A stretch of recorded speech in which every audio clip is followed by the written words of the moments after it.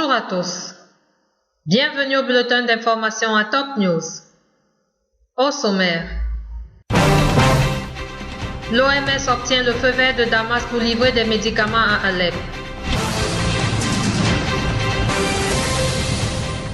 Ouverture ce soir du dialogue entre le Hezbollah et le courant du futur.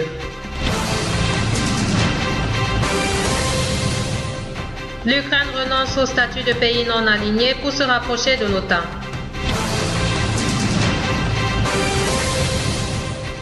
Algérie, le chef du groupe ayant égorgé un Français tué par l'armée.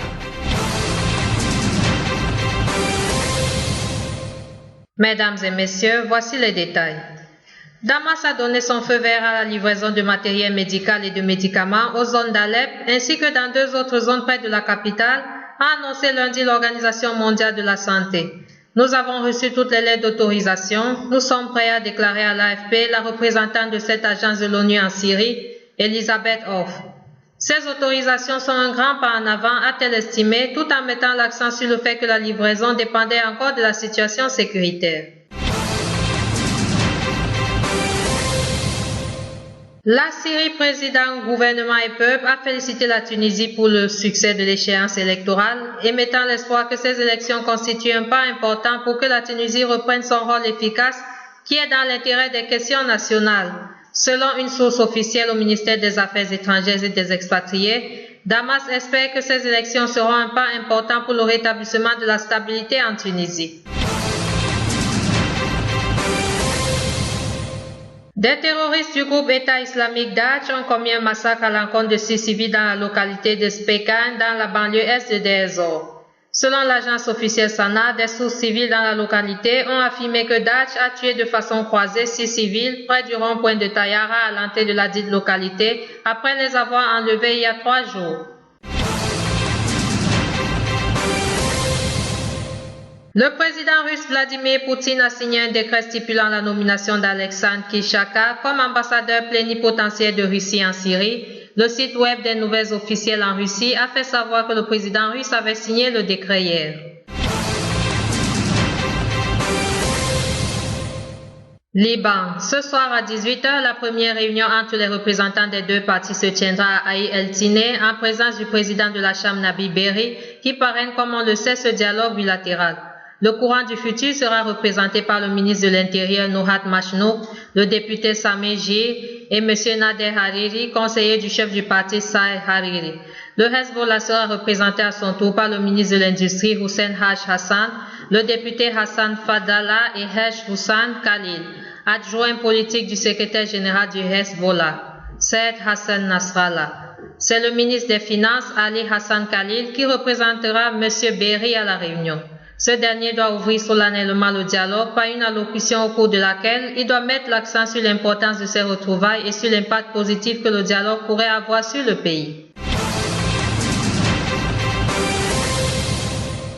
Les ministres libanais de la Santé et des Transports publics Wael Boufaou et Ghazi Zeitaï ont inspecté mardi les dépôts réfrigérés de stockage de l'aéroport de Beyrouth. Nous vivons sur une montagne de corruption et les dépôts de l'aéroport ne répondent pas aux normes et contiennent des denrées alimentaires expirées depuis 1995, a déclaré M. Boufaou lors de la visite. Nous allons saisir tous les médicaments emmagasinés à l'aéroport ainsi que les produits alimentaires non conformes, a-t-il ajouté. M. Zeiter a de son côté indiqué que la situation à l'aéroport est effroyable. Le secrétaire général adjoint du Hezbollah, Naïm Kassem, a appelé mardi à préserver le secret dans les négociations pour la libération des militaires retenus en otage par des djihadistes dans le jute de Ersal. Le gouvernement doit assumer pleinement la responsabilité de ce dossier, a déclaré Cheikh Kassem lors d'un entretien avec les familles des militaires. Les négociations à travers les médias nuisent aux militaires. Nous voulons qu'il y ait un seul canal de négociation dans cette affaire. Le Hezbollah déploiera tous les efforts au sein du gouvernement pour aider à résoudre ce dossier, a-t-il ajouté. Il s'agit du premier entretien de ce niveau entre les projets militaires et un responsable du Hezbollah depuis les affrontements de Ersal en août dernier. L'Ukraine a décidé mardi de renoncer à son statut de pays non aligné pour se rapprocher de l'OTAN après l'annexion par la Russie de la péninsule ukrainienne de Crimée et le conflit en cours avec les rebelles pro-russes dans l'est de l'Ukraine. Une vaste majorité de 303 députés a voté en faveur d'un projet de loi en ce sens, avec seulement 8 voix contre. La loi doit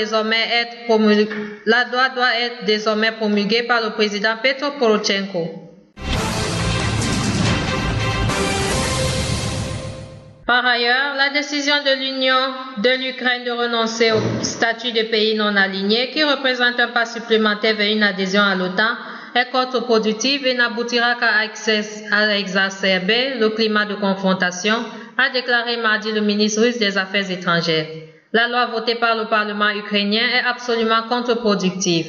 Elle donne l'illusion qu'elle permettra de résoudre la profonde crise interne que traverse l'Ukraine. Il faut enfin arrêter d'exacerber le climat de confrontation, a déclaré Sergei Lavrov dans des propos diffusés par la télévision publique russe.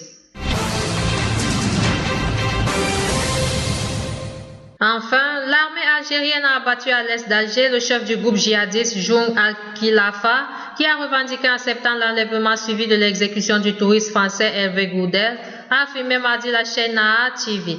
Abdelmalek Ghouri, dont le groupe fait allégeance à l'organisation État islamique, a été tué avec des 2 autres djihadistes à Sidi Daouk, à 80 km à l'est d'Alger, dans le département de Boumerdès, où il est né selon Naha TV. D'après cette chaîne, les services de sécurité ont bien identifié son corps. Samedi, l'armée algérienne avait annoncé avoir tué 3 djihadistes lors d'une opération de ratissage à Sidi Daouk, précisant qu'il y avait parmi eux un dangereux terroriste recherché depuis 1995, date depuis laquelle Abdelmalek Ghouri est recherché. Merci à vous qui nous suivez de Beyrouth et partout ailleurs. Bulletin présenté par Anna et Camille.